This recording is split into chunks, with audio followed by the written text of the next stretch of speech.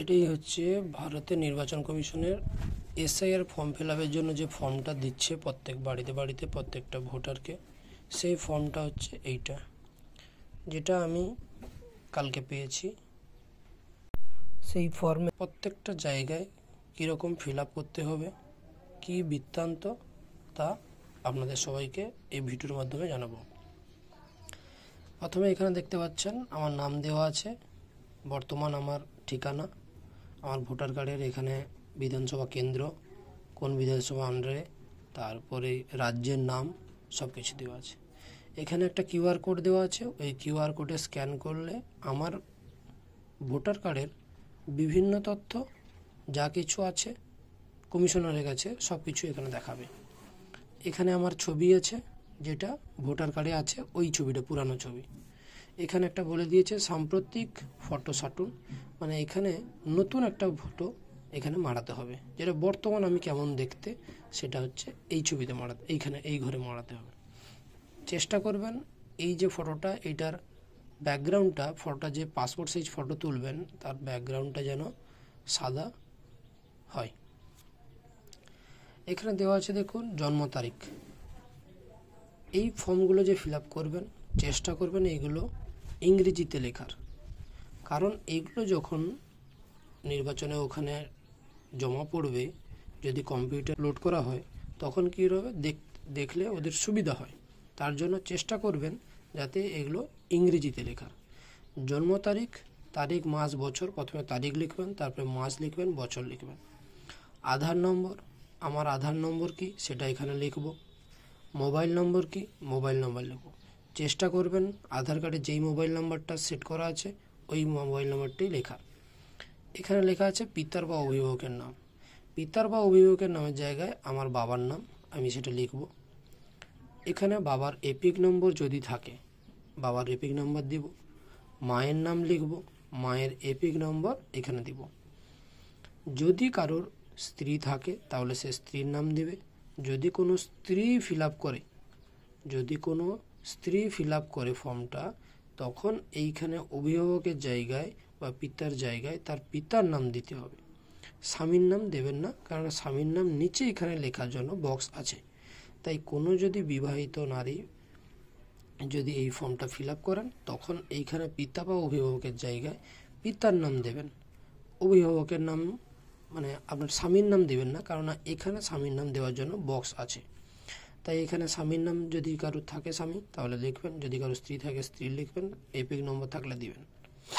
এরপরে চলে আসুন নিচের এই বক্সটাতে। এই বক্সটাতে কী লেখা আছে, সর্বশেষ এসআইআর এর নির্বাচক তালিকায় থাকা নির্বাচকের বিবরণ। এই ঘরটাতে যার ডিটেলস ভরা হবে এই ফর্মটা, যেমন আমার ফর্ম ফিল আপটা আমি এখানে করলাম, এখানে আমার 2002-এর লিস্টে আমার নাম নেই। 2002-এর লিস্টে যেহেতু আমার নাম নেই, তাই যেহেতু আমি এখানে কিছু লিখব না, পুরোটাই ফাঁকা রাখব। আমি চলে আসবো কোথায়, আত্মীয়ের বিবরণ, যার নাম পূর্ববর্তী কলমে সর্বশেষ এসআইআরে দেওয়া আছে। এখানে কি লিখব, এটাই হচ্ছে আমার বাবার নাম। আমার বাবার নাম এতে দেওয়া আছে, 2002 লিস্টে আছে। আমার মার নামও আছে, আমার ঠাকুরদার নামও আছে। এবার যেইটা খুশি আমি এখানে যার নাম খুশি দিতে পারি। চেষ্টা করবেন যদি বাবার নাম থাকে বাবার নামটা দেওয়ার, যদি বাবা না থাকে তাহলে দাদুর নাম দিবেন, দাদুর নাম যদি না থাকে তাহলে ঠাকুমার নাম দেবেন। যার নাম দেওয়া থাকবে তার বিবরণ এইখানে দেওয়া হবে। আরেকটা কথা বলে রাখি, এইখানে যে ফর্মটা ফিল আপ করবেন এখানে আপনার রিসেন্ট ভোটার কার্ডের যেই ডিটেলস আছে ওই ডিটেলস দেখে দেখে এখানে ফিল আপ করবেন, ঠিক আছে। এখানে যে ফিল আপটা হবে, ধরো এখানে আমার বাবার নাম 2002 ভোটার লিস্টে আছে। কোথায় আছে, 2002 ভোটার লিস্টে। তখন কি করব, বাবার নামটা লিখব, যেমন ভোটার কার্ডের লিস্টে নাম লেখা আছে ওই রকমই লিখব। এটা বাংলায় লিখলে কোনো অসুবিধা নেই, বাংলায় লিখবেন। লিখলাম, এপিক নম্বরটা লিখলাম, আত্মীয়ের নাম লিখব, মানে বাবার বাবা মানে আমার ঠাকুরদা, তার নামটা এখানে লেখা হবে। বুঝতে পেরেছেন?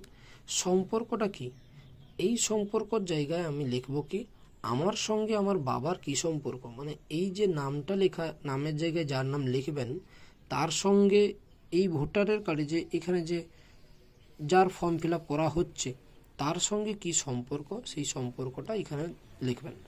আমার সঙ্গে আমার বাবার, পিতার পুত্রের সম্পর্ক, সেই পিতা পুত্রের পিতা লিখব। জেলা, জেলা লিখব। জেলাটা কার, কোন নাম, জেলাটা লিখতে হবে। বাবার ভোটার কার্ডের যেহেতু ডিটেলস আমি দিচ্ছি 2002 লিস্টে, বাবার ভোটার কার্ড না, বাবার 2002 লিস্টে যে জেলা ছিল সেই জেলা লিখব। রাজ্য লিখব। বিধানসভা ক্ষেত্র দেখবেন 2002 লিস্টে ঠিক এরকম পেজের কোণে করে 2002 লিস্টে যে লিস্টটা দেখবে, এখানে যে লিস্টটা থাকবে সেই লিস্টে এইখানে 2002 লিস্টে বিধানসভা কেন্দ্রের নাম, তার নম্বর, অংশ নম্বর আর ক্রমিক নম্বর সব দেওয়া থাকবে। ক্রমিক নম্বরটা এখানে দেওয়া থাকবে আর অংশ নম্বরটা এখানে দেওয়া থাকবে। আপনি এখানে লিখবেন বিধানসভা ক্ষেত্রের নাম আমার এখানে যেহেতু বাবার ডিটেলস দেওয়া হচ্ছে তাই 2002 লিস্টে বাবার কি বিধানসভা ক্ষেত্র ছিল সেইটা লিখবেন। অংশ নম্বর লিখবেন, অংশ নম্বর দেখবেন লিস্টের এই জায়গাটায় থাকে, এইখান থেকে অংশ নম্বরটা লিখবেন। ক্রমিক সংখ্যাটা এই জায়গাটায় থাকে, এখান থেকে লিখবেন। দিয়ে এখানে একটা সই করবেন। দেখবেন নির্বাচক ও পরিবারের কোনো সাবালক সদস্য স্বাক্ষর, যদি স্বাক্ষর করতে পারে স্বাক্ষর, যদি টিপছাপ করতে পারে টিপছাপ দিয়ে এখানে বিএলওর স্বাক্ষর বিএলও নিজে করে নেবেন। এই হচ্ছে ফর্মের বৃত্তান্ত। ভয়ের কোনো কারণ নেই। যদি কোথাও কোনো অসুবিধা হয়, বুঝতে আপনাদের অসুবিধা হয়, আপনাদের বিএলওর নাম দেখবেন এখানে লেখা আছে। যেমন আমার এখানে বিএলওর নাম এখানে লেখা আছে প্রীতিতোষ কান্তি মণ্ডল, তার পাশেই তার ফোন নাম্বার দেওয়া আছে। আমার যদি কোনো অসুবিধা হয়, আমার যদি কোনো বুঝতে অসুবিধা হয়, আমি যেরকম ইনার কাছে যাব, আর কারো কাছে যাওয়ার দরকার নেই, আপনি ইনার কাছে যাবেন বা ফোন করে নেবেন, দিয়ে জেনে নেবেন। আমি যেরকম আমার বিএলও ইনি, আমার কোনো অসুবিধা হলে আমি ইনার কাছে যাব। তাই আপনাদের কোনো যদি অসুবিধা হয় তাহলে আপনারাও কার কাছে যাবেন, আপনাদের যে ফর্মের উপরে বিএলওর নাম দেওয়া আছে আপনি তাদের কাছে যাবেন। তার কাছে গিয়ে আপনারা ভালোভাবে জেনে চলে আসবেন। ঠিক আছে, এই হচ্ছে ফর্মের বৃত্তান্ত। আপনারা ভয় পাবেন না, এটা কোনো কিছুই নয়, আপনাদের জাস্ট ফর্ম একটা ফিল আপ করে জমা দিতে হচ্ছে।